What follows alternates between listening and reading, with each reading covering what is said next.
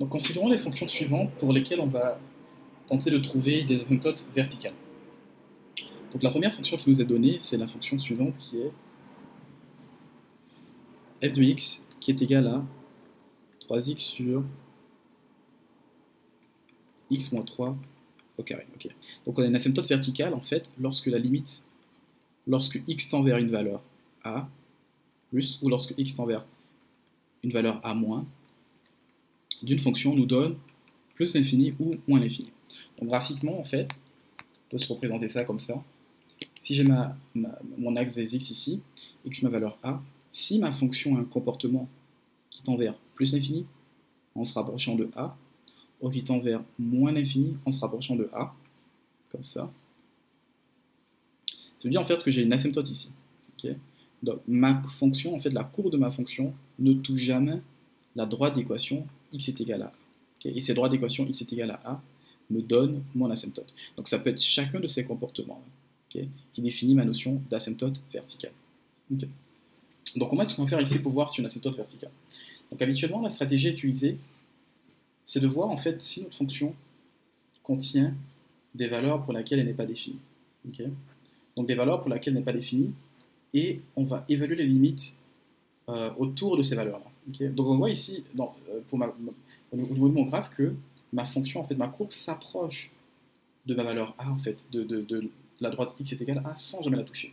Donc en fait, ma courbe ici, ma fonction ici, f de a, n'est pas définie. Okay. Donc ça, c'est une propriété des fonctions qui admettent des asymptotes verticales. Donc ici, il faut regarder le domaine de définition de cette fonction-là. Donc quand est-ce que cette fonction-là pourrait ne pas être définie? Donc ici, on voit qu'on a une fonction rationnelle.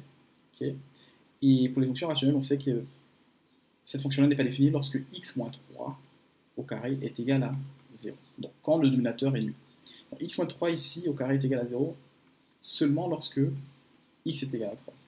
Donc ici, notre fonction n'est pas définie lorsque x est égal à 3.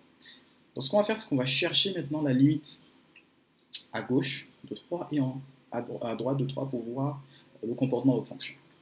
Donc on évalue la limite lorsque x tend vers 3 moins de f de x. Donc, si je remplace ici f de x par ma fonction, j'aurai la limite lorsque x tend vers 3 moins de cette fonction-là qui est 3x sur x moins 3 au carré. Ok. À présent, remplaçons la valeur. On obtient le numérateur 3 fois 3 moins ici. Et au dominateur, on aura 3 moins 3 au carré. Okay. Donc au numérateur ici, c'est 3 fois 3, ça me donne 9. Il faut faire attention au dominateur. Il faut bien faire attention ici parce que, bien sûr, ici on a comme un 3 moins 3. On aura un 0. Mais quel 0 okay. Ici, on a 3 ici. Okay. Ici, j'ai 3 moins. Donc je sais que 3 moins, en fait, c'est une valeur ici qui est très très petite par rapport à 3. Okay. Donc si je soustrais 3 à 3 moins, donc je fais 3 moins 3, je vois que j'aurai une valeur négative. Okay. Parce que je fais une valeur plus petite qu'une autre, je soustrais une valeur plus grande à une valeur qui est plus petite, vous voyez. Donc j'aurai une valeur négative ici. Donc ça me donne 0 moins ici. Okay. Okay. Donc ici ce sera 0 moins. Donc il faut faire très attention à ça. Donc j'aurai 9 sur 0 moins ici au carré. Okay. Je garde le carré. Maintenant, 0 moins au carré, comment est-ce que je l'évalue? Donc 0 moins, je sais que c'est une valeur qui est très très petite par rapport à 0. Donc petite mais très très proche de 0 ici. Okay.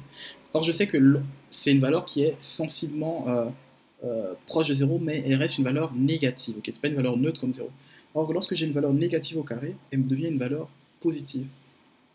Donc ici à cause du carré j'aurai 9 sur 0 plus.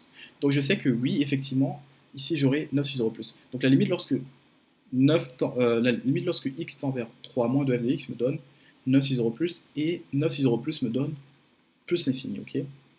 Donc ici, effectivement, j'ai une asymptote verticale lorsque la fonction tend vers 3. Okay. Donc à ce stade-là, je sais déjà que j'ai une asymptote. Okay. Je n'ai pas besoin de calculer la limite en 3 plus pour prouver que j'ai une asymptote parce que je le vois déjà par ce comportement-là.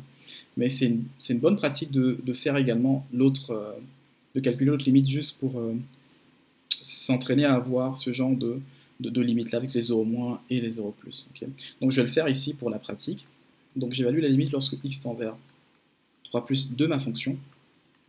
Ça me donne la limite lorsque x tend vers 3 plus 2, 3x sur x moins 3 au carré.